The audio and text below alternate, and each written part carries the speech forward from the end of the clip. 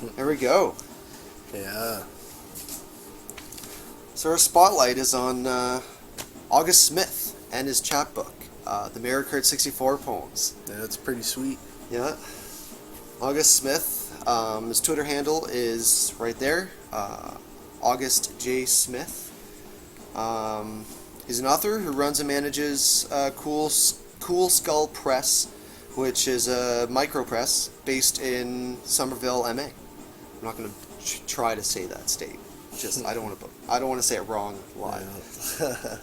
So yeah, they publish like a limited number of chapbooks and distribute them through their website mainly. So, and I usually keep a close eye, like, and he does a bit at all the Mario Kart 64 stuff. So I have it saved in TweetDeck that anything Mario Kart 64 we find. Yeah. So that's how I found his tweet about his book, and then I bought one. So I'll show it here. Good. Came in this. Here, I'm gonna grab that. And what's neat is it had a couple things in it. It had a business card from August Smith, a cool skull sticker, and a Pokemon card, which is pretty cool. And I talked to him about that. It ends up being that the Pokemon card is sort of like a nostalgic thing, and it can be used as a bookmark. So here's the cover. Here's the cover. Yeah. There it is. Mario Kart 64 poems. I think his girlfriend designed the cover. The letters are shown like this to represent how the poems deconstruct the video game by breaking it down, and then they wanted a cover to portray that. Mm-hmm. So that's what they did. I direct messaged him for a while about it initially. When I bought it, I asked him to sign it, which he did. Yeah. Like you can see. Right. Oh, wrong way. Thanks, MK64Bros, August Smith. Very cool. Thanks for signing it. And he wrote in that cover for my five brothers. For my five brothers, the other players.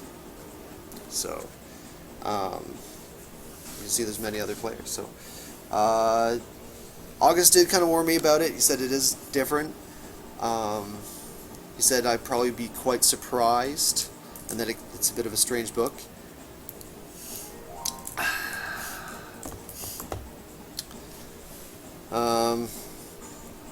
But yeah, he also noted that he'd be interested in our thoughts. So this is kind of what we're doing.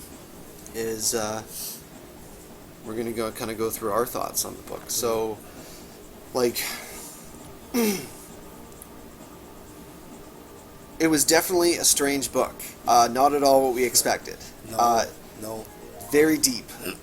Very deep. Complex, even. In some areas, and then very informal and logical in others. Every story is different. Yeah. Depends on the track and its story and how it's perceived. Like every chapter or every poem is a track. So there's a story for each of the 16 tracks, and they're all different. Like as you're reading it, you can take much of its context in multiple ways.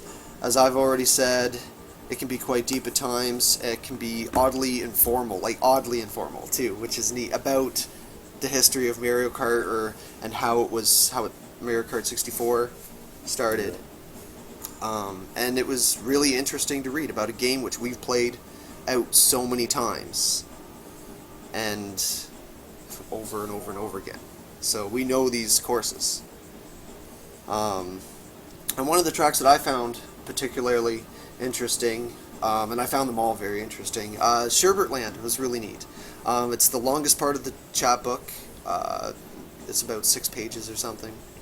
And it's about the dialogue that's carried out between a specific kart racer and a penguin, which is really cool. But August conveys the sense of what it's like for these characters to be trapped in this virtual track with nothing past it, and it is thought-provoking in a way. It is neat. For me, it was quite easy to read and build the scene in my head for each story because we've been driving these worlds for ages. So like, which one did you end up really liking? Yoshi Valley was awesome. I love that one. Just the way it explains Mario Kart 64 in a way that most people wouldn't explain Mario Kart 64. It's really cool. And we already explained Mario Kart 64 in our own ways to people about why we play it and why we love playing it over. Is there anything you want to do, or you just want to read the Luigi? Or I'll be reading. Sure. What do you want? Do you want to read a part? I'll do that one later. Do this one later? Yeah. All right. So you can do whatever. Yeah, if you're interested in the book, you can check out his site. His site's right there with his Twitter too. You can tweet him. Check it out. There was only 100 made, so James probably need to get one. Yeah, actually. And they're $5 and $1 for shipping. So it's pretty cool. And one thing I kind of wanted to do was think up a really good quote. Yeah, because you see quotes on the pages, right? And I hope I read this right, because I kind of worked a little hard on it. Harder than I work on this show. So, here's a quote for Mr. Smith on Mario Kart 64 poems. Okay. The Mario Kart 64 poems is a collection of 16 stories which are all non-alike. Just like every track in the game itself, it takes you on journeys which sometimes don't make sense at all, but keeps the virtual karting enthusiast invested. Want to experience Mario Kart 64 at more angles than all the polygon edges within the game? Read the Mario Kart 64 poems. There you go. That was alright. Didn't screw that up. And we got a cool surprise later and stuff. So August picked our rounds for tonight, who we're going to be playing. I'm actually not too happy. I'm a little excited about it. Yeah, I'm pretty happy about it. I'm going to be Peach, and August picked Peach for me, because she plays actually a central role in the book as well. And then he picked DK for James because DK's screams in Mario Kart 64 are hilarious, I guess. I don't really recall, but I'll be trying to wait for it. Get out of here, so it doesn't keep saying that. So, so our challenge for this, because we always trying to give ourselves a challenge to do that's kind of what the Spotlight is about. We're going to try to express some on-the-fly literature about each mirror.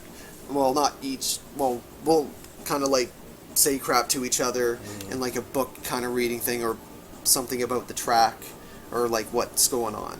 Neither of us have prepared any of this. Probably James the least. I think he's hearing this for the first time.